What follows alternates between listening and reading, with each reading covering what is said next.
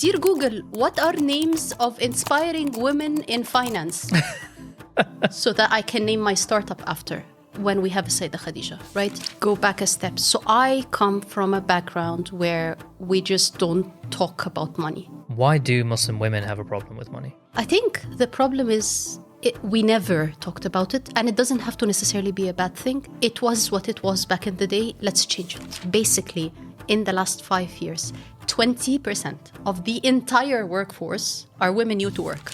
But I believe that genuinely being there for people and being supportive and offering help and going out of your way to offer opens every door.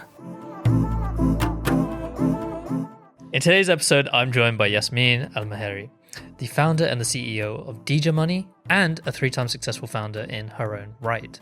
She shared her experience about how she was inspired to get into entrepreneurship by the Arab Spring in her home of Egypt, and how that led her onto a journey of a successfully exited startup, another one which didn't work out, and today with what she's doing, revolutionizing the way in which Muslim women are empowered to learn about financial services.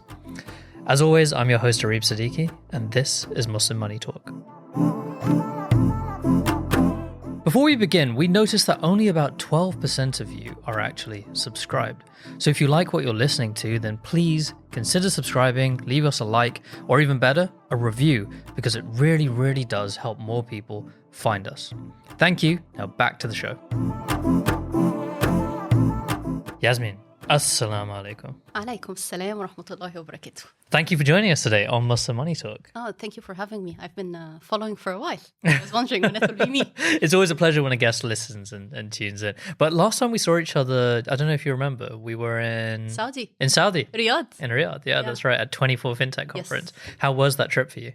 It was amazing actually, because the event itself was eye-opening in terms of what's happening there on the ground, fintechs that are taking place, shaping the country and stuff. Yeah. But also, for me, alhamdulillah, I've made so many connections in terms of partnership, potential investors, and so forth. So just from that trip?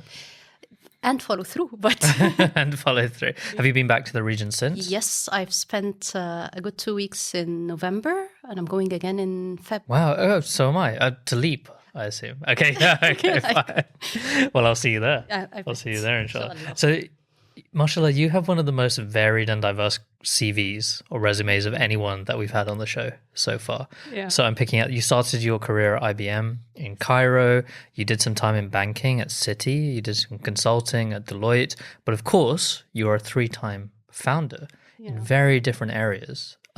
So I always ask whenever we have someone with that sort of background on the show, was entrepreneurship always the goal, the dream? No? Can we say that entrepreneurship happened twice by accident? Twice by accident.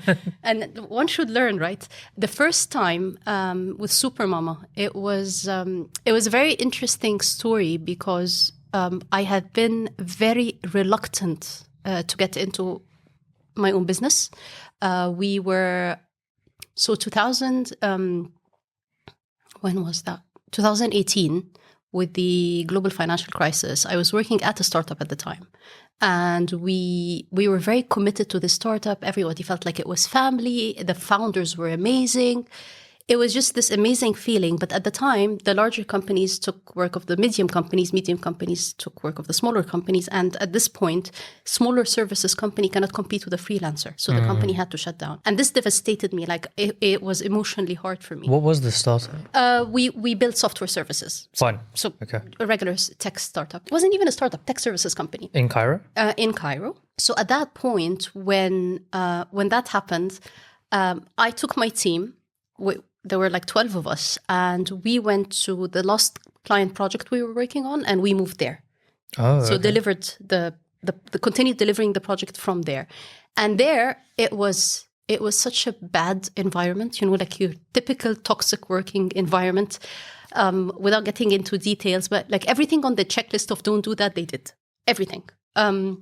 So I quit.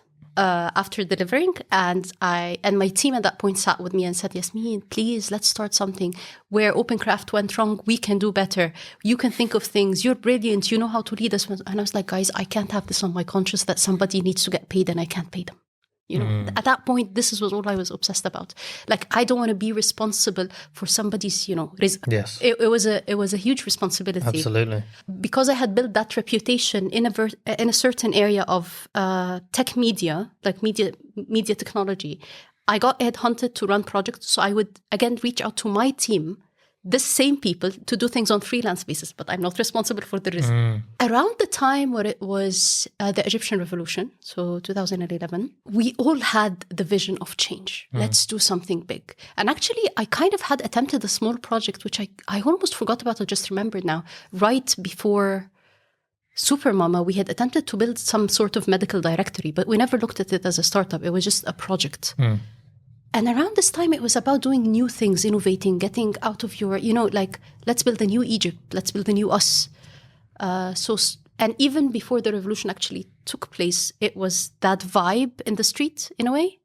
So starting 2010, this is where a few friends and I got together and like, we're not happy with where we are in life. We're more senior now. We need to do something.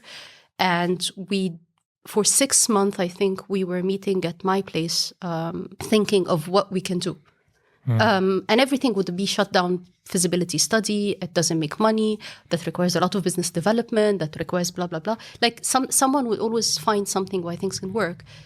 Up until the point where my sister-in-law was pregnant. And when she told us at this point of what became the super baby that inspired Supermama, it hit me that my parents are doctors. I live in a part of Cairo where everybody speaks English and is comfortable finding information online to support their parenting journey. What about the majority of the country, which are Arabic speakers? And at that point, only 4% of all entire world content online was Arabic. 4%. Globally. Wow. And you can imagine, I think we're like 20% of the population of the world, like Arabic speakers. So there was something I can do there. And I have, like, in my head, it was so simple. Again, complete naive first-time founder, right? Everybody needs parenting. I have the information. I have access to doctors and parenting guides and coaches and so forth. It will market itself. It will sell itself. Everything will happen. Everybody would want to advertise with me. Again, completely naive founder. And then somehow I found myself doing balance sheets and P&Ls and talking to investors and raising funds and building a company. And How did you get over that fear where you said you didn't want to be responsible? I never did. I don't think I did at this point. But like, even in my choices now, as a third-time founder, for example, until I am comfortable with funding, I never hire full-timers. I hire part-timers. Okay.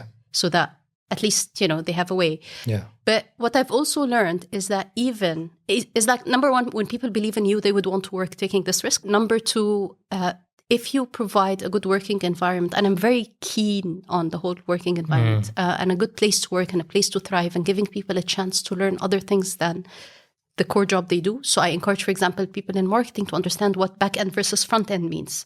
And the opposite, they become more employable in the future. So should, God forbid, things happen and what I'm doing doesn't work, they have a better opportunity at life. Absolutely. I mean, that's one of the biggest pros. We say that to all of our employees at Kestrl, that exactly. Look, if you're coming here to get rich quickly, this is not the place for you. But we can incredibly accelerate your learning journey, right? For if you want to stay here, that's fantastic. But if you want to go off and do something else, we could accelerate that and you could go in way more senior wherever you end up later on. One of the benefits of a startup. Yes. But something you said really struck me, because I never considered that the Arab Spring, especially in Egypt, that would precipitate entrepreneurship. Absolutely. Like, you're living in a world where, but mind you, put yourself in this mindset. It's 2010. It's as gloomy as it gets. But given what we knew at the time, it's as gloomy as it gets. Things are horrible, unfair. All that is offered to you is a structured, rich man world. And you're seeing what's happening all over the world. And it's very different than what you have here. Yet, we're technology people. We can change. Right? Yeah. We can make a difference. So come to think of it, a lot of the people that led the revolution were actually from a tech background. Wow. It's the ability and it's the knowledge that you can change things. Were you ever tempted to leave? Because like you said yourself, you were educated, English speaking, you'd had big brands on your CV. Did you think I could go to the UK or go to Here America? I am now. Yeah. No, but back then, I'm just so interested in this because from my background, I'm of Pakistani origin. Pakistan has a big issue where there's a nationwide brain drain, where anyone who gets educated or has a chance of getting out, they get out. Right. And they move into the Western world. And that's a big issue that they face. But it seems like in many of my Arab friends, wherever they are, like from Egypt or Morocco, sometimes they want to give back and stay there. I think both are true simultaneously. So in a way, I mean, I am here. So in and of itself, this proves the point, right? But realistically speaking, so I did my first master's here in the UK. A lot of the people that I did the degree with, I was on scholarship with other Arabs: Jordan, Palestine, Syria, Lebanon. We had a few Saudis. We did a 1-year degree together. Everybody was studying something different, but we were living together. The majority of them came back. I didn't. I felt, I want to go back. I want to give back. I want to develop back. Actually, in my head, 6 months before I moved to the UK, in my head, I was never leaving Egypt. Really? But yeah. Wow. We'll get to that when we get to Supermama, because a lot has happened. But so yes, there is brain drain, but there is also willingness to give back. Actually, the startup I was working on, the one that collapsed, the 3 founders were geniuses who lived abroad, like one in the US, actually 2 of them in the US and 1 in Canada. And they had come to Egypt around the mid-2000s, hoping to create change. So we do have that. We want to give back. But then, without getting into too much politics, I think that the country is pushing us out. So really? Actually, the entire region is pushing us out at this point. Gosh, I'd love to delve into it more, but we're not the Thinking Muslim podcast. But perhaps we could delve into that in the future. But tell me about Supermama then, because you kind of alluded to why it started. Your brother's wife was having a baby, and you thought not everyone can get access to this information, which is all in English. Let's try and create almost like an education portal or platform where it's all for mothers-to-be or new mothers or even, basically women taking care of households. Okay. So with a focus on parenting, but like so think of it this way. It was part a parenting magazine, part Mumsnet in the UK, where mothers can discuss things, talk about things, get questions, answers, and so forth. It was phenomenal in that it started out, honestly, we were 2 founders with maybe 17, 18 volunteers writing content and doing research and editing and so forth, because they believed in the mission. And then we paid 1 software developer out of pocket, me and my co-founder. And then we won a few competition prizes. So had a bit of cash to hire more tech, launch. And immediately, as soon as we launched, we were very fortunate. Alhamdulillah, we were featured in. We got to the finals of. It was called Ibda Ma Google, which means start with Google, which is basically the first Google initiative to push entrepreneurship in Egypt. Wow! And I think it started with over 1,200 companies applying, and we were in the final 10. So that gave us a lot of media exposure. Actually, incredible. So it was, alhamdulillah, it was very good for us to get momentum in terms of visibility, the website being seen, momentum, but also investor interest. So at that point, you had just taken competition money and some grants, I guess, but you hadn't given away any equity. At this point, no equity. But this was you were interested in fundraising. Oh, yeah. We immediately fundraised after. Really? Okay. Yeah. What was that experience like? Painful. Yeah. Well, fundraising is always painful. Even now, like three times later, it's still painful. And it doesn't get easier; it actually gets harder. And I'm sure these days it's just. I know. Yeah. No, of course. But back then, where were you looking? Were you looking for angels within Egypt, or? Okay, so mind you, back then we did not know what angels were. Okay. Because again, this is 2011 in Egypt, right? Yeah. Yeah, which is very different from the Silicon Valley experience. So we were part of Startup Bootcamp Incubator in Denmark. We won that as part of a competition. Oh, nice. Okay. Yeah, it was a lovely experience. But back then I remember, so that was, I think, probably November 2011. And I remember one of the American entrepreneurs coming in and sitting there saying, oh, I don't know how you guys do it in Europe. Everything is so hard. Everything is so difficult. Look at us in Silicon Valley, and talking about how easy things are. And then he looked at me and my co-founder, who also wear hijab, and he said, I have nothing to say to you. At that point, wow. all the advice we were given, get people to pay using credit card. At this point, credit card penetration in Egypt was 10%. So it was a completely different ballgame, right? You're talking funding, like the idea of investment at this point, even the angels or the family offices or stuff, everybody was thinking, so what's my return tomorrow? Like the idea of equity was new. At that point, and I'm not even sure if this still happens in Egypt, but at that point in Egypt, there was no concept of equity contracts in government. Wow. Oh, yeah. It was back in the dinosaur era. Okay.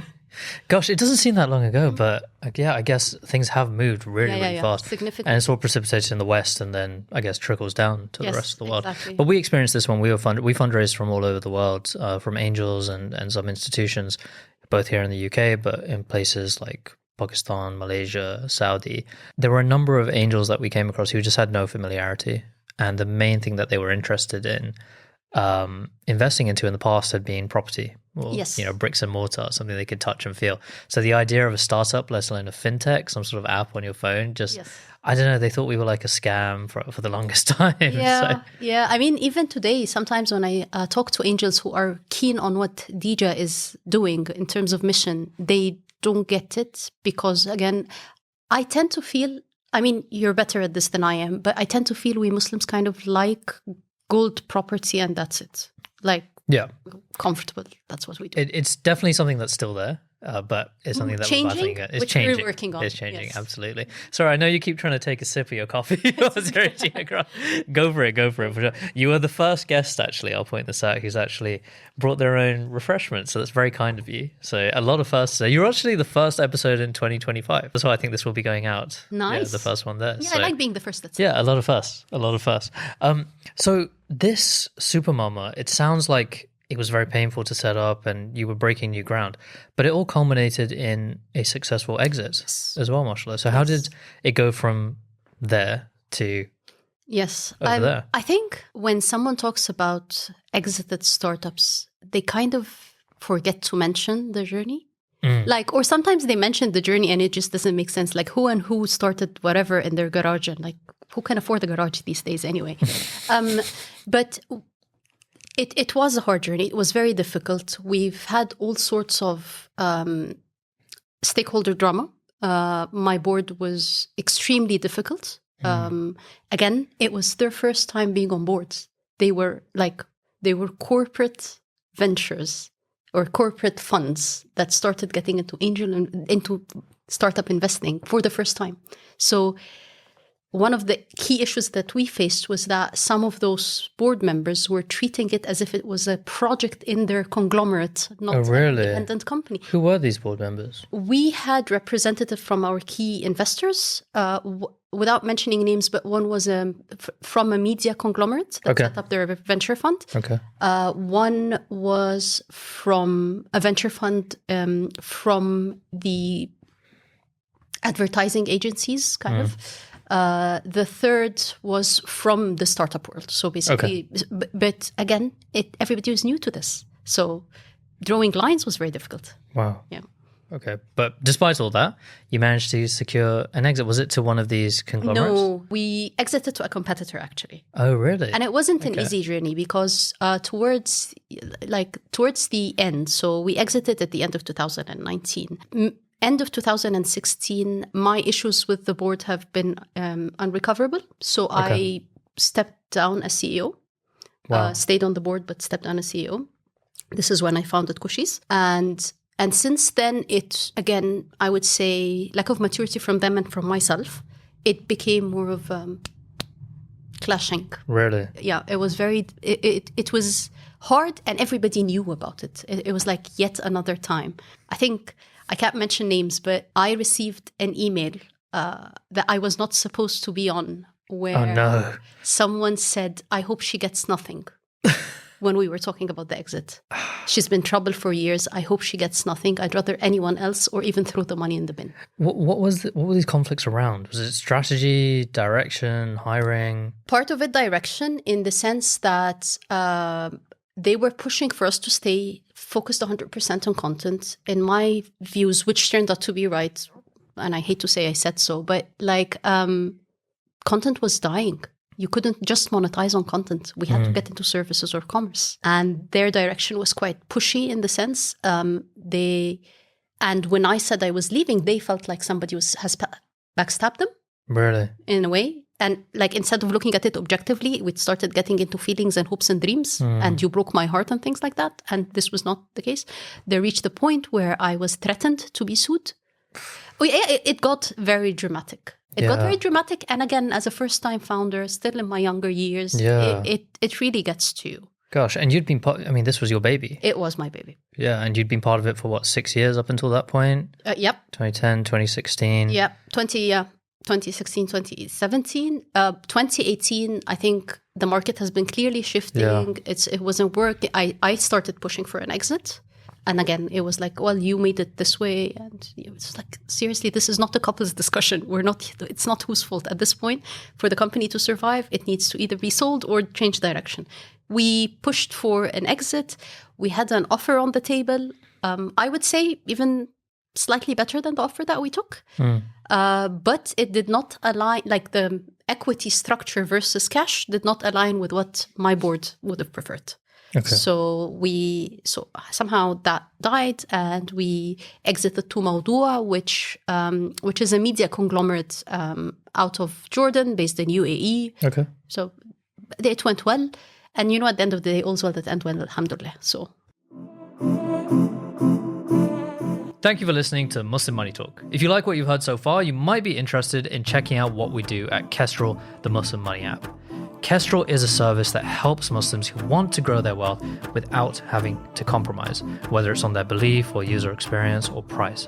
I founded Kestrl because of how fed up I was at how poor Islamic financial services were in this country. Often people didn't use them because of how bad the user experience or customer service, and indeed how high on price they were. So Kestrl was the answer to that. If you download the Kestrl app today, it can help you by creating a budgeting plan. Plug in whatever bank account you have and it will create an auto budget just for you. You can then tell us what goals you're saving for and we'll save towards them automatically into pots, and then crucially link you towards Sharia compliant investment and savings products as well. So download Kestrl today and try it out for yourself. Now back to the podcast. I mean, if any exit is a good exit, exactly. In the startup world, exactly. The risk of failure is so high, particularly in those parts of the world. Yeah. Is Supermama still around today? Yes, supermama.me if you actually see it. .me, there you go. You can check Middle it out. East, moms. Yeah. Okay. And you said that they were really pushing for content. You were pushing for services. It turns out content was the right way to go. No. In hindsight. Content went well up to a point, but you couldn't only monetize on content. And I'm still behind that. Like, even today, even if you look at all the content players, everybody's pushing for subscription now. So, like, the idea of just content and advertising was not sustainable. What was your idea? I wanted to push into commerce. Okay. Commerce for mothers. Right. Like prams, buggies, so like baby cots. Advertisement fees, pushing certain brands. So like if a pram was advertising. I actually wanted to build a store. Oh, really? Yeah. Wow. Yeah, okay. and work on commission. Like, yeah. It wasn't that difficult. I mean, it doesn't have to even be brand new. It could have been a marketplace with exchanges. We had the community. People were asking for it. People were asking us for recommendations. That's so interesting. Once you have the community, all the different ways. Please take a sip. I know you keep reaching over. Don't worry. Chill. For people listening, we do have coffee cups on the table, and Yasmeen keeps edging towards for people grabbing one. one. That's correct. This is hot chocolate. Okay. Perfect for winter. There you go. Yeah, community building and then looking for ways of monetizing that, because Mumsnet in the UK, last I heard about them, I believe they were thinking of launching a digital bank with their community, I think once you have the community, then you're set to go. Yeah, that's so interesting, though, right? And their whole thing, very similar to Dija in a way. Exactly. In that it was that, okay, well, mothers have very specific needs when it comes to financial services. They have very different requirements from purchases, long-term thinking, because they're thinking about their children, and they can actually be very good and very credit-worthy, bank customers. Perfect. So, very interesting. So I don't know whether Supermama can still be in the picture with Dija in the future, but it's something we can come I and mean, talk about. you never know, right? Yeah.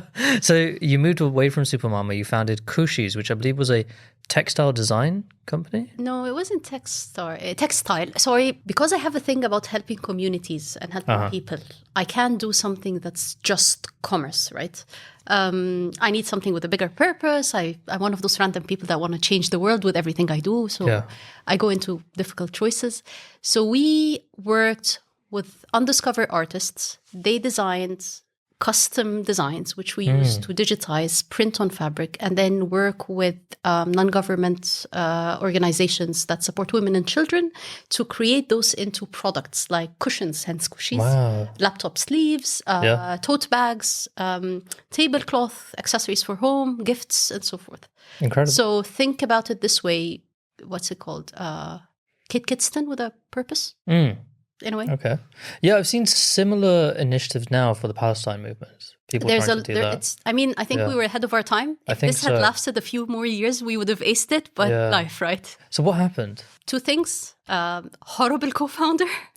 Really? Yeah. How did you meet Crisis. So this is also one of the hardest things that happened in my life. He was my brother-in-law's best friend. Oh, no. And that created family drama because everybody blamed me because I was vocal about it, despite people, the tricks from underneath. Yes. The family politics. Okay, fine. So that's, I guess, one of the lessons about perhaps not founding a company with family or family adjacent. I don't know. I don't know. I think the lesson was to look more beyond words. I knew I was bad at sales. I wanted someone, again, this was physical products. I wanted someone who was good at sales. He sold himself too well. He's one of those people that talk too well but do too little.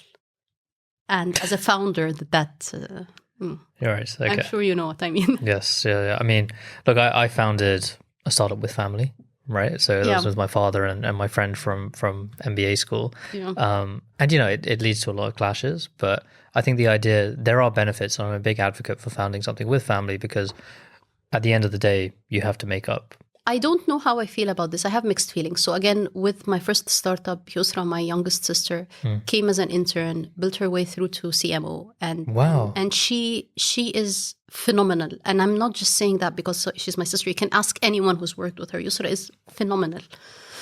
But then we co-founded Cushies together. So Yusra was the third co-founder. And I think it was harder for her than either the other two, like me or the guy, because she was put in the middle. Her husband? Her husband's best friend. Her husband's best friend. Right, okay. I would work with Yusra any given day. I'm begging her to come work with me in Dija. But for her, she's like, I can't do this anymore. So I think different people look at it differently. I think you trust your family. You know where their strengths are. Potentially because I'm the older sister as well, I technically raised her.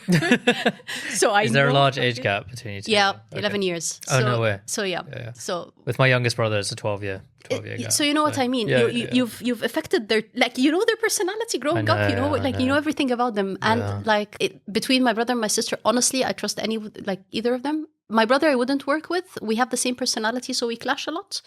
My sister complements me. But again, you can't force someone into a partnership. Yes, of course. Of course. Gosh. Okay. So two very different experiences at different startups. Yeah. And that brings us to today. So this was all in Egypt. Yes, this was all in Egypt. You found yourself coming back to the UK. So what happened was 2019, end of 2019, Cash and Bank Supermama, alhamdulillah. Cushies, end of 2019, it was clear that it's heading to liquidation. We liquidated in 2020, but it was clear. And there was the point of what next? I was completely burnt out. I just mentioned what happened with Supermama. And then I was clear about liquidation. So that was emotionally draining as well. And there was the whole point of what do I do the rest of my life, right? This phase, the late 2019, early 2020 was pivotal to me in a lot of things. First of all, it got me to think about money, which is why Dija happened eventually.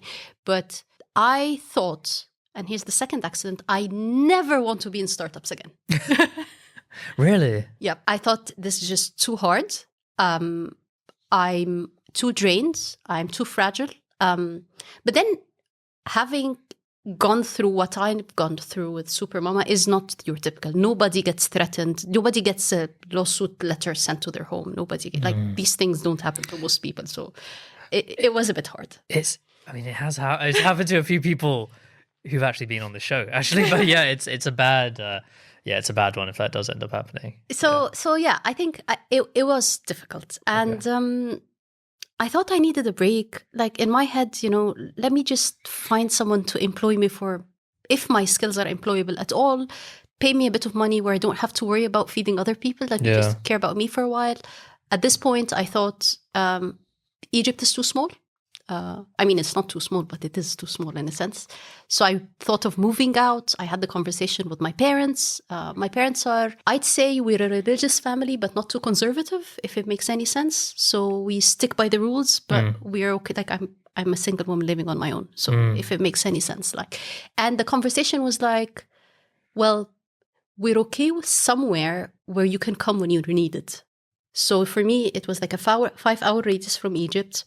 Somewhere I speak the language, somewhere where either entrepreneurship or corporate innovation is in the scene. So it was, I think, at that point between Dubai and the UK. Yeah, GCC and UK, that's pretty much it. Yeah. Okay. So it was then about lifestyle. What do I want going forward, right? Do I want to get into the luxury cars and get more fancy bags and fancy brands, And then when I get older, like the parents of my friends who did this in the 70s and moved to the GCC, you make a lot of money and you're no longer employed, so you can't stay in the GCC. And you need to go home and you're no longer able to live given the circumstances.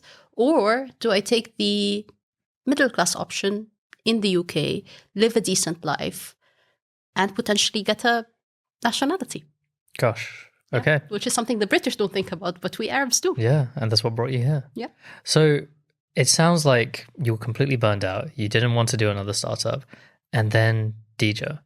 And then Citi, Deloitte, entrepreneurship. Okay. So there was a lot in between. Yeah. So you went to work at Citibank. I went to work at Citibank as an innovation strategist. So basically, it was a very interesting job because I was working with the different departments in the bank, the different clients of the bank, and the different technologies, up-and-coming technologies, to find problems worth solving.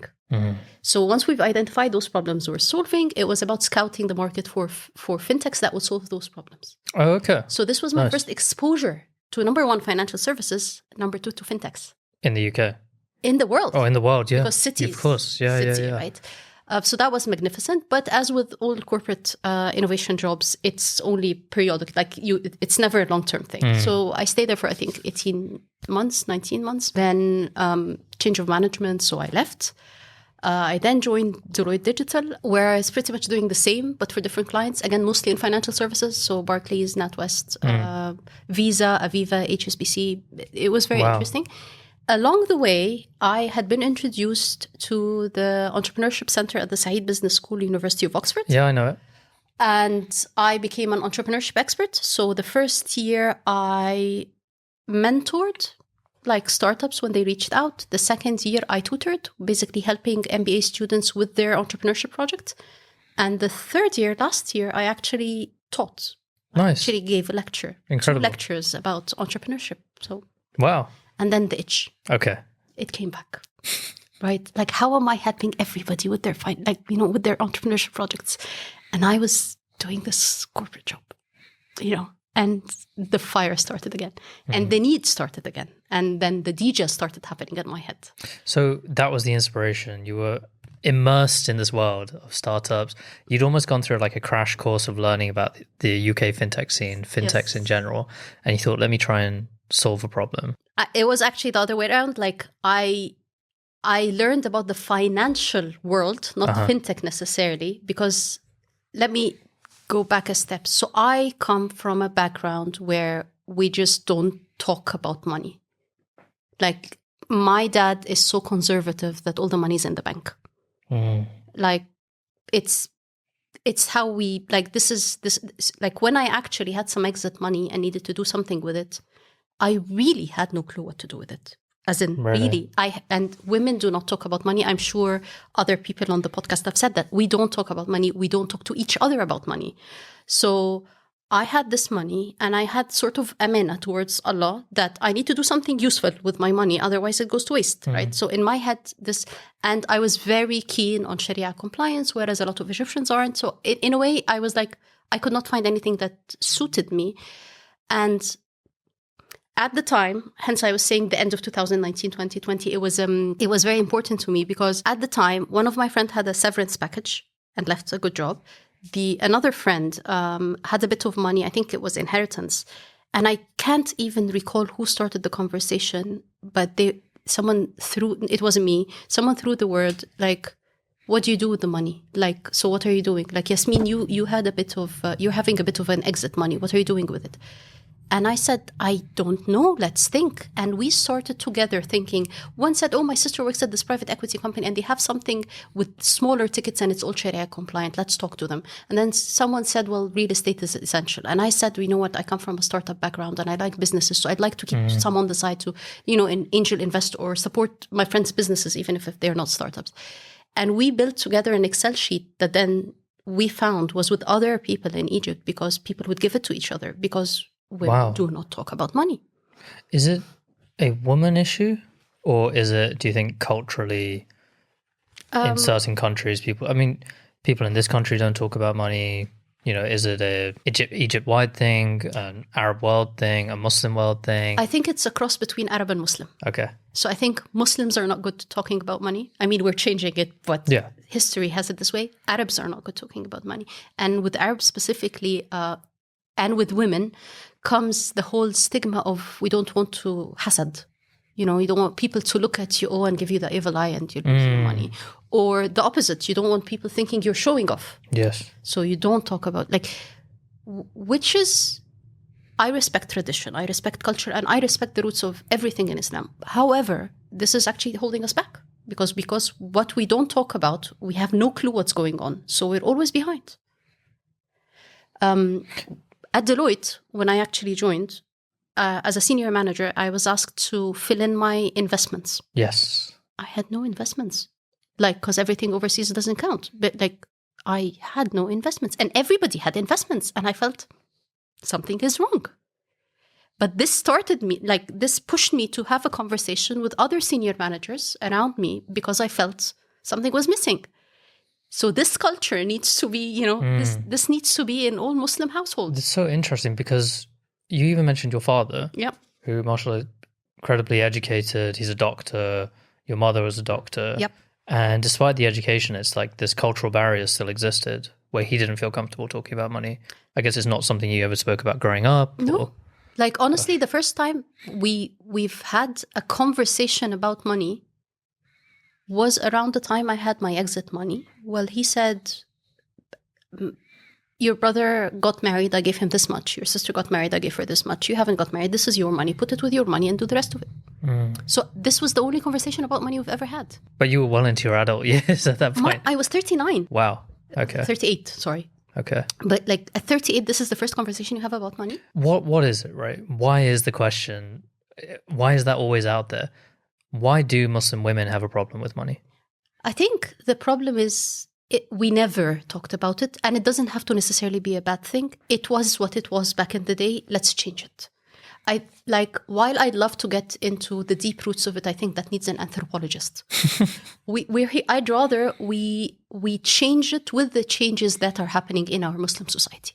Okay. So, maybe back in the day, they stayed at home. The man used to marry multiple wives. They got married very young. They never had their education. Whatever it was.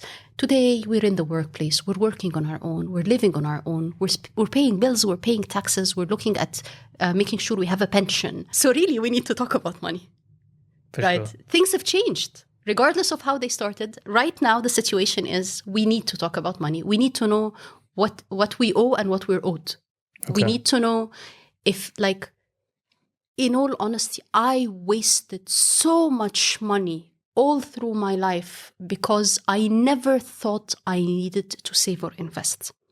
Whatever came in, saved for a few months, go on a trip and splurge everything. That was how I lived. I lived with my dad. I never needed to pay rent, which I assuming applies to a lot of Muslim women, right? Yeah, like I didn't need to pay rent. All I felt like, oh, I've got my extra bit. But I never thought of myself today in my 40s, needed to think of the future. I don't even know if I'll be in this country or if I go back to Egypt, but I need to have a cushion that I can lean on. I mean, had I thought about this in my 20s and put £100 every month in some sort of investment account, I would have been in a completely different place. It's one of those scary to think about, isn't it? I know. So a very personal problem that you were coming across, and you realize you had experienced your whole life. So what is Dija? Dija, and as everybody can see, I'm already smiling thinking about it because it is the solution to everything. So Dija, the name comes from Sayyida Khadija bint Khuwaylid, the wife of the Prophet. Because, come to think of it, the Sayyida Khadija was the first angel investor. Yeah. In a sense, she invested in the Prophet. She provided the kind of support and advice and everything that he needed to go do his his trade journey. Missions. Yeah, effectively, she was financing different trade missions and caravan routes around the Middle East at that point. The Middle East at the point. Yeah. So in a way, it kind of feels embarrassing that when we look for role models, we start looking, what? Dear Google, what are names of inspiring women in finance? So that I can name my startup after when we have a Sayyida Khadija, right? Yeah. So this is where it comes from. And obviously, Dija is the short version. It's the Egyptian way of saying the nickname. It's like Muhammad and Mo. But in a way, it's easy to spell. No spelling mistakes when you're downloading the app. You can't get it wrong. It's kind of pronounceable in almost all languages I've heard. Yeah. So that's where the name comes from. And the idea is basically to help women talk about money, build financial confidence, and take their first step towards investing. So is it an evolution of that Google sheet that you and your friends had made? I would like to think that, but if I said so, then I'm being very selfish and ignoring the amazing input that I have heard from everyone I spoke to. Everybody that I spoke to helped shape Dija to where we wanted to go. It started with the Excel sheet. It started with me thinking that every woman needs some sort of Excel sheet. But then not everybody's me. Not everybody's an Excel sheet freak, right? Some people just want a simpler version. And this is how, like my co-founder, God bless him, he gave in a lot of thought. He's put in his input. We've potentially spoke to 2 people who helped shape the product, but did not end up being co-founders, who also had major input in what we're building. So it's bigger than the Excel sheet, I'd like to say. So what is Dija today? It's an app? Dija is a mobile app that has 2 out of 3 things that we see Dija becoming. So the 2 things that we have now are basic financial education in a very simplified, action-oriented way to teach you how to save and spend and invest. It's targeted for women. It's rooted in Islam, but anyone, Muslim or non-Muslim, can use it and benefit from it.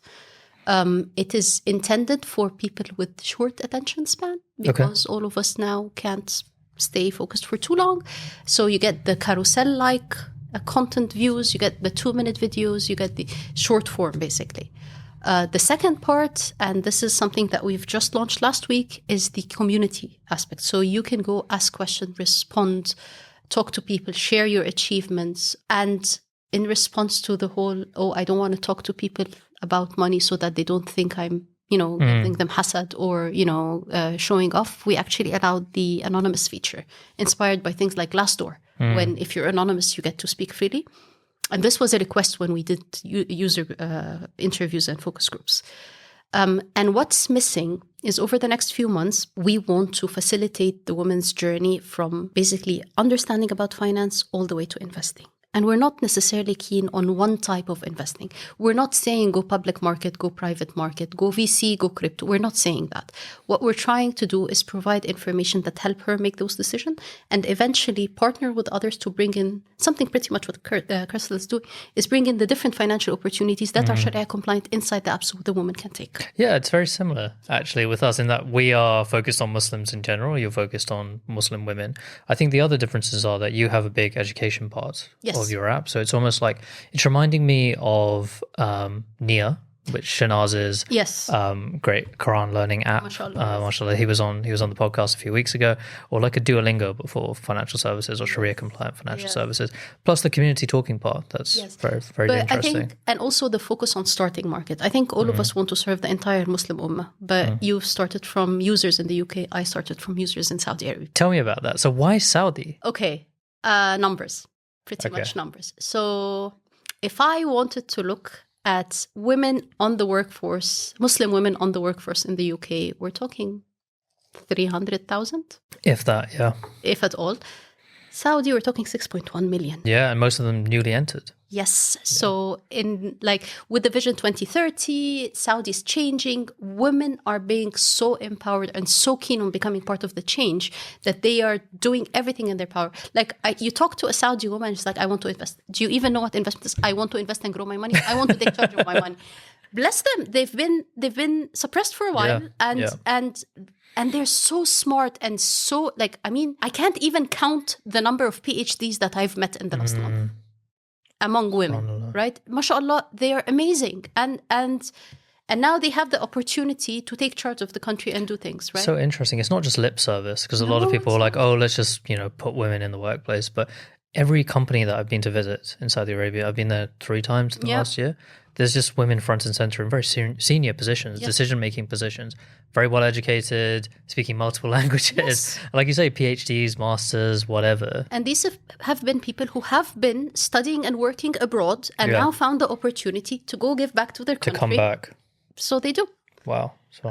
So you've incorporated in Saudi? No, actually, oddly, we are a Delaware company. Oh, are you? Okay. That's not odd. No, I mean, because I'm living in the UK and we're working in Saudi. But now we are in the process of incorporating in Saudi. Incredible. So for people who don't know, a Delaware company is the most common form of US company that is incorporated, just because I think the startup laws and the laws for businesses are most agreeable for those which are incorporated in Delaware. So most Silicon Valley companies are Delaware companies. And everyone says anyone who wants to do anything in America, become a Delaware incorporated company. But now you're looking to incorporate in Saudi. You're starting that process, are you? Yes. Okay. We're actually in the middle of the process. It's a couple of months long process. Yeah, we're literally doing the same. High five. The same right now. So. Virtual high five. Are you going through PIF or?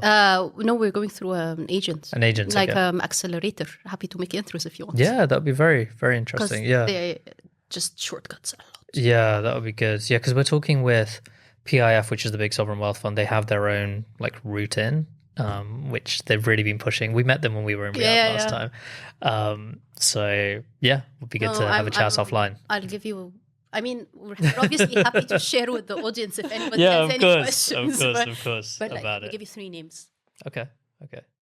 Oh, afterwards. Yeah, we can do that after. Yeah. Oh, do you want me to say it now? I'm happy. Yeah, why not? Why not? So there's Blossom Accelerator, which they have their path and they have the whole process priced and everything, and they do it in approximately 3 months. There is Astro Labs, which have the same thing. Yes. And then there is Tawarif. So it's written TWAREF, I think. Okay. And they all have this process which they call Saudi Landing, and it is meant for startups. And the benefit of that, I mean, honestly, the government is taking strides over there. They are doing a specific license for startups so that you forego a lot of the legwork needed for typical companies to incorporate. So you there's a less financial requirement. You get a discounted Ministry of Investment license for 5 years. It's made for startups. Right. Okay. They're basically competing with Abu Dhabi and Dubai. Yes. So that's what I wanted to ask, because it seemed very expensive to incorporate in Saudi. You're going the wrong route. Because in Dubai, you could do it for maybe 3,000 to 5,000 USD. You could incorporate and set up. I think Bahrain was even way cheaper than that. Maybe $500. It's slightly more expensive. Yeah. The quotes I have were expect 10 as fees to the agent that you work with and 10 in terms of requirements. Okay, fine. So realistically speaking, no, it's more expensive than that. But I'd assume if you go with the ADGM, the Abu Dhabi one, you would still need another 10 on top of the 5 in terms of fees. Like, you know, pay this license, pay this iqama, pay this blah, blah, Sure, blah. Sure. Okay, very interesting to swap notes on that. We should definitely talk about that more. But yeah, I definitely see the opportunity in Saudi. When I'm there, it just seems like a real buzz, an environment. And 2030, I know there's like a lot of things which maybe won't work out, like the big neon line project and all of that. But they had a target for financial services to incorporate, I think, 500 new fintechs by 2030. And I think they've already crossed that. I think so. By now. So a lot of them are going to die, but they're very... But that's normal. Yeah, very, very normal. But they're very open to bringing in people from the outside. And, you know, when we were there, we won this 24 fintech award, which, alhamdulillah. I never thought like a non-Saudi company would be able they're doing a good job to do that. So, yeah, alhamdulillah, very interesting. So shout out to Fintech Saudi. Yep. And all that, yeah. But in all honesty, I think they're doing an amazing job, and women there feel so empowered. Again, we're talking about exceeding numbers. The target was reaching 30% employment on the workforce by 2030. They're now at 39%. Wow. So basically, in the last 5 years, 20% of the entire workforce are women new to work. Gosh. Not knowing what to do with their tax-free money.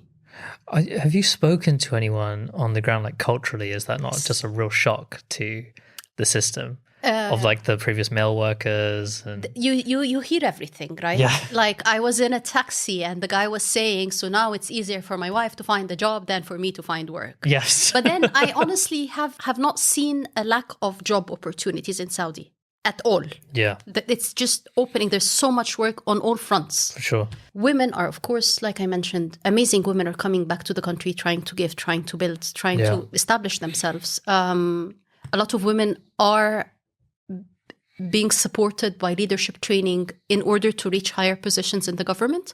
So it's only something to admire. Yeah. I mean, it feels weird from me as an Egyptian to talk about Saudi this way, but honestly, it is impressive. I mean, those Saudi taxi conversations are very interesting. There's one guy who was driving me around who was saying he's worried his wife's going to run away now because it's way easier for her to do that. I think it's normal, right? I think it's normal. With change, you get pros and supporters and people who dislike it.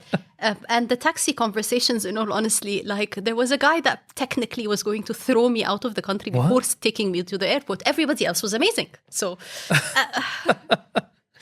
Okay, gosh, we'll have to get into that some other time. So what's next for Dija? You're going to launch in Saudi? We are launched. So we've launched our MVP in 20 September. We're adding features as we go. We're building and we're growing. In Saudi, the benefit of building our own presence, like a physical company, is it'll be easier to get contracts, to hire more there, because now we're working on freelance basis. How many people are at Dija now? Freelance or part-time / I think we're 12.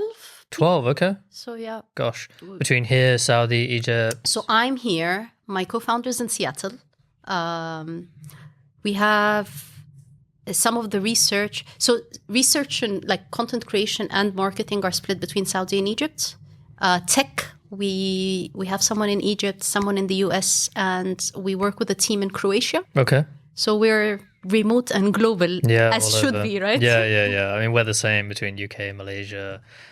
Yeah, just UK and Malaysia right now. Well, that's not bad at all. Saudi, coming. So I always ask this to the entrepreneurs on this, but we talked about some of the lessons that you've learned, but let's talk about, I guess, the lessons learned that you're now applying to Dija, because you mentioned a co-founder in Seattle. Were you scared of working with someone again, given your experience at Cushies? Yes, it's a painful experience to have to go through, but I believe we have a saying in Egyptian, you can't clap with one hand. So for you to build something successful, you need someone to lean on and depend on, and someone to push you through and pull you up when you're feeling down. So the whole solo entrepreneur thing is just not for me. Bless them who can, I can't. Hazem and I, we studied computer science at uni. In uni. Oh, really? In undergrad. But we've not stayed in touch since. Gosh. But when I left Deloitte, I put a message on LinkedIn, and bless LinkedIn, right, for connecting us, where I said, I left Deloitte, I'm looking into the space of female financial empowerment. Middle East Islamic fintech. Anybody who's interested, get in touch. So 2 people, I mean, a lot of people got in touch. I've got so good input. Like it was alhamdulillah, phenomenal. This post just, it shows you the power of network. Yeah. But 2 things were key. Hazem got in touch. Yeah, he's like, I've been working in finance for a while, in fintech for a while. Let's have a conversation. And he's a brilliant CTO. Like his CV is impressive. Amazon, Microsoft, crypto, Remitly is part of the team. Wow. Who were there when the IPO happened, and then worked in trade with Ninja Trader, which builds the day trading platform. So, I mean, seriously, he's left this to build something with me. That's incredible. I know. But also, one of our first angel investors reached out. He was one of my team leaders when I was quite junior, and he said, I've always admired what you do. I followed you with Supermama. Let's see what you're building and how I can support. Wow. Conversations, and he made introductions. And after those introductions, he's like, I'd like to be part of this. Okay. And there's full credit to the network and the community that you built then. So what are your biggest takes? And as someone who's created a successful startup that you then exited or built around community, what is that? Because so many people try to bottle that magic, right? Like to create that community. How are you doing that now at Dija? How have you done it before successfully? I think there are 2 different communities. So you have the product community or your project community, and then you have your own personal community. And while I am impressed with people who are able to merge both, I don't think this has happened for me yet. I would like it to. But I believe that genuinely being there for people and being supportive and offering help and going out of your way to offer opens every door. Subhanallah. But like you and I met at the Muslim CEO dinner. Yes. Where you thought I was competition and were reluctant to talk to me. However... Is that what happened? A little bit, yeah, a little bit. However, I try to assure you, we're not competition. By the way, I'm really a nice person. Look at this now, right? We're having hot chocolate red. And I know. Yeah, I think I had my back up a little bit. Yeah, maybe. People usually have this with me. I think I'm too forward. I scare people off. But I think you can easily tell that I'm genuine. And I think I can easily tell that you're genuine. And people like us, when we go out of our way to help people, like I tell people, you don't have to put the whole, hi, Yasmeen, how are you doing? Long time no see. If you need something, ask me. If it's in my power, I'll do it. I'll go out of my way. Yeah. And because of that, subhanAllah, God gives it to you, right? Allah gives it to you. Like you go 1 step, Allah gives you 2. Like it just happens. And it's doing something with the proper niyyah. And for me, this is why, for example, things like this, things like the Muslim CEO dinner, things like meeting other people who have niyyah as part of what we're doing, like saying we're doing something with Sharia compliant or we're doing something for the Muslims. It just reminds you of what you're doing. And with niyyah, it just opens doors. SubhanAllah. Subhanallah. Wow. Gosh, well, we're running a little short on time, but I want to ask you, it's fine. It's been a great conversation. But in terms of legacy and what you want to leave behind, have you thought about that? Is Dija what you want to, how you want to finish everything off? Or Arif, you're hitting on the tight spot right now. The thing is, I believe it doesn't. I don't know if it will end at Dija or something else will come afterwards. But I never had a female role model growing up. And the more I move in life, the more I move further away from the traditional examples that were put in front of me. And I find that the newer generation growing up are no longer satisfied with the traditional examples. And I would like, when whatever legacy I leave, is for people to look and say, you know what, this is someone I respect and I want to copy her model. Wow. So it's a big responsibility. It's big dreams, big ambitions. I don't know if I'm going to be able to do that.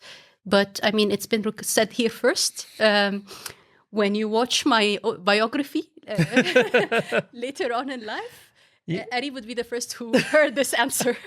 Mashallah, you're already inspiring a lot of people. There are a lot of people who already quote you and talk about you. And mashallah, I think I first heard about you when you were on stage at Muslim Tech Fest last year. Yeah, so that was amazing. I'm sure there's a lot of people who are already looking out for you and following you. Alhamdulillah. It's again, it's a goal, but it's a responsibility. And if I want to do that it makes me look at everything I do, even on a personal level sometimes, and assess whether I'm going in the right direction.